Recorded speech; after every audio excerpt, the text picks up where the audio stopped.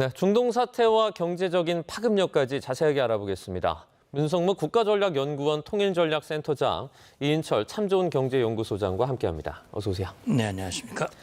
네, 저희가 증시 얘기부터 좀 해보도록 하겠습니다. 오늘 코스피와 코스닥이 일단 순조롭게 좀 출발을 한 모양새인데 코스피가 뭐 장중에 6천선 넘어왔다 또 내려왔다 이러다가 지금은 이제 6천선 위에서 좀 이렇게 안착을 하려고 하는 것 같아요. 그렇습니다. 오늘 하루만을 놓고 보면 급등세로 출발해서 굉장히 안정적인 오전장 흐름입니다.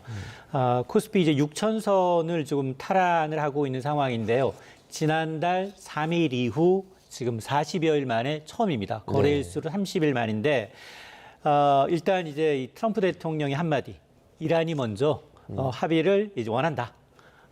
접촉하고 있다라는 사실을 알리니까 21시간 노딜에도 불구하고 실망 매물이 나올 만한데 이런 이제 희망 섞인 기대가 나오니까 그래도 물밑에서는 협상을 이어가고 있구나라는 기대감이 살아나면서 뉴욕 증시가 반등했습니다. 나스닥은 1% 넘게 올랐는데 우리도 이제 수급 측면에서 보면 개인만 매도하고 있을 뿐 외국인 기관이 이제 매수를 하고 있는 양상인데요. 특히 이제 삼성전자, SK하이닉스 4에서 7% 넘게 오르고 있습니다.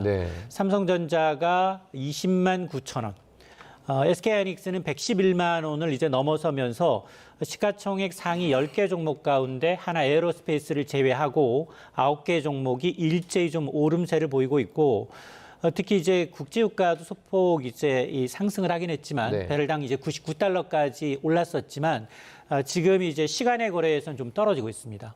그리고 달러 인덱스가 약세를 보이니까 환율도 1,484선에서 거래가 되고 있습니다. 네, 저희가 뭐 증시 얘기 조금 더 자세하게 얘기하기 전에 요거 하나 좀 여쭤볼게요. 지금 트럼프 대통령이 일단 연락을 받았다 이렇게 말을 하고 있는데 저희 뭐 한 라인이 있는 건 아니기 때문에 직접 받지는 않았을 것 같고 어떤 라인을 통해서 좀 연결이 되고 있을까요? 예, 그러니까 지금 이제 뭐 중동 특사도 있고 뭐 쿠시너도 있지만은 지금 보면 최근에 이슬라마바드에서 파키스탄의 중재로 3자 회담 형식으로 열렸잖아요. 그러니까 지금 21시간 협상을 하고 그리고 이제 결렬 상태에 있습니다만 벤스 부통령이 떠나기 전에 그렇게 얘기를 했거든요. 우리의 레드라인, 우리의 최종안을 이란 측에 제공을 했다라고 얘기를 했고, 그다음에 이제 뭐 누구보다도 파키스탄 측이 이 어렵게 성사된 협상, 또 이제 반밖에 남지 않은 휴전, 이 기간 동안 어떻게든 2차 협상이 재개될 수 있도록 하기 위한 그런 노력을 아마 계속 하고 있을 겁니다. 그래서 트럼프 대통령이 이란 측이 굉장히 협상을 원하고 있고, 그리고 연락을 받았다라고 했는데 누가 했는지는 모른단 말이죠. 그러니까 실제 협상의 대표로 나왔던 인물은 갈리바프 아닙니까? 그런데 갈리바프가 파키스탄 총리를 통해서 한 것인지 아니면 지금 뭐 공식적인 또 이란의 대표는 페제스키안 대통령이니까 또 대통령이 그렇게 했는지 모르겠는데 조금 전 보도를 보면 페제스키안 대통령이 국제법 틀 내에서만 협상을 하겠다. 뭐 그런 언급을 했단 말이죠. 그러니까 어쨌든 협상을 안 하겠다는 건 아니고 가급적이면 협상을 해서 미국이 더 이상 이란을 타격하지 않도록 하는 게 사실은 이란으로서는 가장 급선무거든요.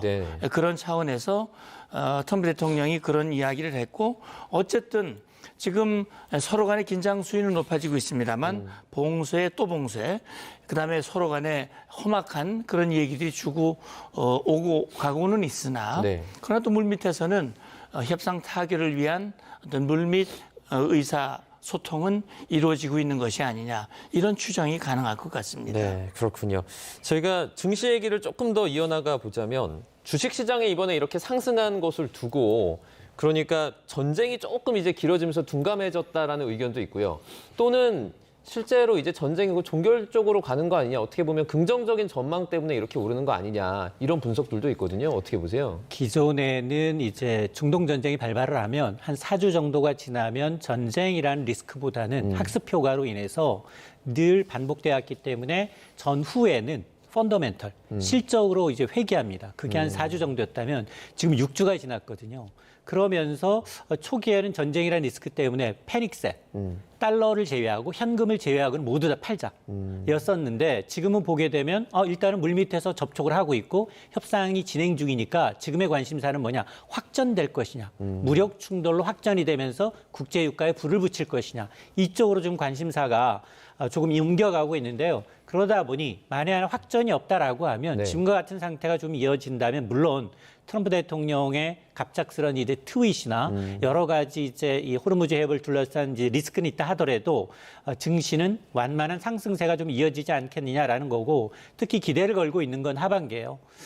미국이 어쨌든 이제 금리 인하 기대감이 되살아난다면 네. 이른바 이제 유동성 장세가 좀 이어지지 않겠느냐라는 건데 여전히 큰 그림에서 보면 변수는 전쟁입니다.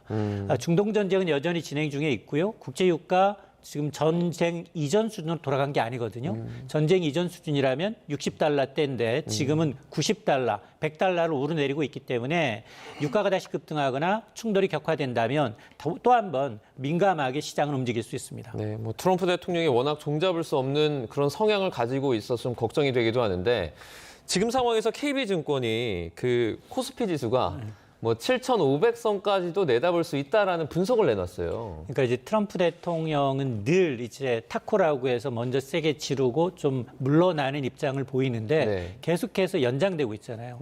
뭐 48시간, 닷새, 뭐 21일까지 뭐 2주 정도 시간을 주긴 줬는데 네. 어쨌든 이런 걸 보게 되면 최근에 이제 미국과 이란 간이 이제 2주간 휴전 소식으로 인해서 최악의 시나리오는 좀 피한 게 아니냐. 그래서 이런 추세로라면 7,500이 가시권에 진입했다라는 이제 분석인데요.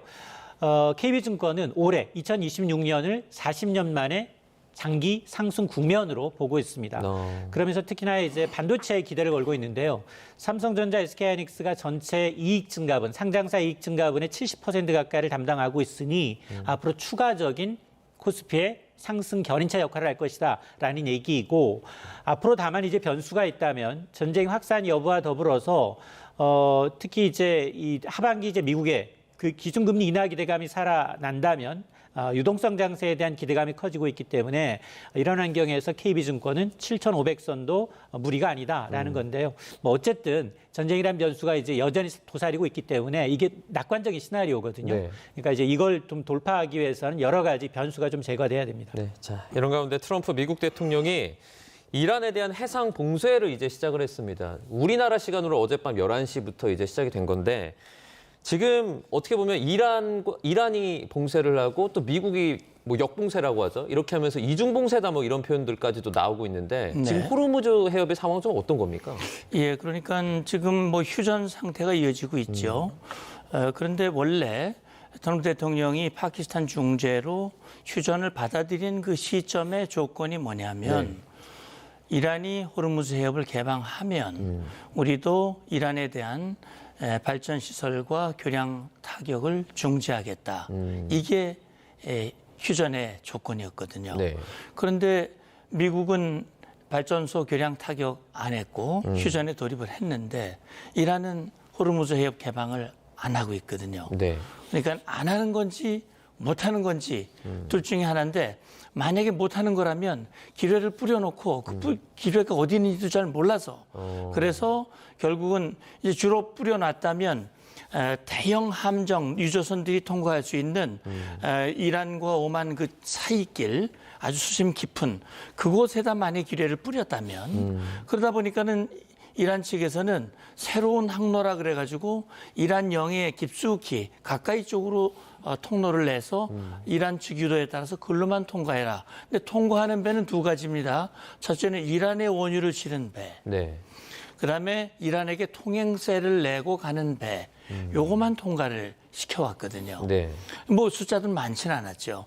그러니까 그렇게 통과를 시켜왔는데 트럼프 대통령이 사실은 지금 역봉쇄 카드라고 하는 것을 아마 쓸 수 없어서 또는 쓸지 몰라서 아마 안 한 건 아닐 것 같아요. 네. 이게 결국은 트럼프 대통령의 그 걱정은 유가거든요.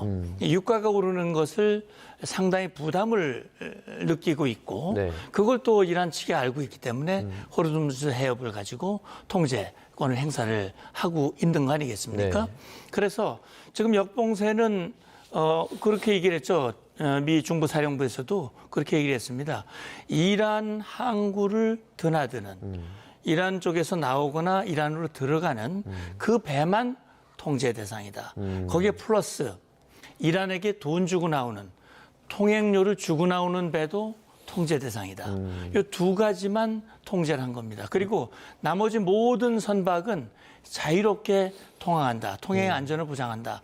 그러면서 사실은 이슬람마바드에서 협상이 진행되는 동안 미국의 이 구축함 두 척이 유도탄 미사일 구축함 두 척이 페르시아만을 들어갔다 나온 게 이미 확인이 됐거든요. 네. 아마 그 두 척이 들어가면서 나오면서 구체적으로 무엇을 했는지 구체적으로 밝히지 않기 때문에 알 수는 없지만 지금 미국은 두 가지를 같이 하고 있다고 생각을 해요. 하나는 이란에 대한 봉쇄 작전과 함께 나머지 배에 대해서는 자유통항을 보장하기 위한 노력, 이 두 가지를 지금 같이 하고 있는 겁니다. 그래서 물꼬를 터서 이란은 아프게 해서 이란으로 들어가는 돈줄을 막아내고 그다음에 나머지 국가에 대해서는 문을 활짝 열어서 자유롭게 통항을 해줌으로써 유가를 떨어뜨리기 위한 그런 노력, 또 이란의 어떤 지렛대를 약화시키기 위한 그런 시도를 지금 하고 있는 상황이라고 봐야 될 것 같습니다. 그 센터장님, 저희가 조금 전에 속보로 좀 전해드렸는데 네. 그러니까 미국의 제재 대상인 어떤 유조선, 리치스타리오라는 그 유조선이 거의 호르무즈 해협 통과했다라는 걸 저희가 속보로 좀 전해드렸거든요. 네. 그럼 지금 상황에서 미국의 역봉쇄가 좀 제대로 되고 있냐? 이 부분도 좀 의문이 들고. 그러니까 역봉쇄를 하긴 하는데 이제 바다가 넓지 않습니까? 네네. 물론 미국의 군함을 10여 척을 이제 펼쳐놓고 봉쇄를 하고는 있습니다만 네. 아마도 뭐 이 위치 추적 장치를 끄고 은밀하게 이렇게 이동하는 것까지 모두 100% 차단하는 데는 제한이 있을 수도 있을 겁니다. 그러나 어쨌든 이 차단 효과는 아마 당장은 뭐 나타나지 않을 수 있을지 모르지만 시간이 갈수록 왜냐하면 이거는 나오는 것뿐만 아니라 이란주로 들어가는 모든 물자가 다 중단이 되는 것이기 때문에 네네. 일부 뭐 카스피해를 통해서 조달이 되긴 하겠지만 주로 이란의 원유가 하르그 섬을 통해서 나가는 게 거의 대부분이기 때문에 네. 이건 이란에게는 상당히 아픔이 될 수 있고 그렇기 때문에 아마 트럼프 대통령의 말이 사실이라면 네. 어떻게든 협상을 해서 이걸 풀어보려고 하는 그런 의도의 가능성이 있다고 봅니다. 자, 그 정병화 외교부 장관 특사가 앞서 이란 측에 우리나라 선박 관련 정보를 이제 공유했다 그래요. 그러니까 이 목록을 주면서 이 이름의 선박들은 좀 이렇게 빼달라 이렇게 뭐 말했을 가능성이 있을 것 같아요. 예, 그러겠죠. 어쨌든 이란 측에서 요구했지 않습니까? 우리들과 협의해라. 라고 요구를 했고 네. 그래서 우리 특사가 직접 가서 이란 측과 지금 협의를 하는 거거든요. 네네. 그래서 우리 배는 뭐 어차피 이란 항구에서 나오거나 뭐 이란에게 뭘 주는 그런 배들이 아니기 때문에 이란이 협조한다면 뭐 통과하는 데는 전 문제가 없으리라고 봅니다. 네. 그래서 조만간 좋은 소식이 있었으면 좋겠습니다. 네, 자 저희가 유가 얘기도 좀 해보도록 하겠습니다. 뭐 물밑 협상이 이루어지는 듯한 그런 모습을 보이면서 유가가 조금 하락하긴 했지만 저희가 전쟁 전과 비교했을 때 상당히 많이 올라 있는 상황이거든요. 그래서 뭐 계속 뭐 호르무즈 해협 같은 경우에도 지금 뭐 이중 봉쇄 이런 얘기가 나오면서 3차 그 오일 쇼크 터지는 거 아니냐 이런 우려는 계속 남아 있는 것 같아요. 사실 그 중동 전쟁 이전의 국제 유가와 그리고 중동 전쟁 하고 난 다음에 이제 4주, 5주 차의 국제 유가는 굉장히 갭이 크거든요. 네. 배럴당 60달러, 70달러 내에 있던 3대 국제 유가가 지금 130달러, 그리고 중동산 두바이유 현물 가격은 160달러를 찍었어요. 자, 그런 상황에서 이제 2주간 휴전 소식이 전해지면서 이제 약간 전쟁 프리미엄이 해소가 됐죠. 네. 배럴당 90달러 중반대까지 급락했다가 다시 이제 이 노딜 영향으로 인해서 배럴당 100달러 내외에서 움직이고 있는데 네.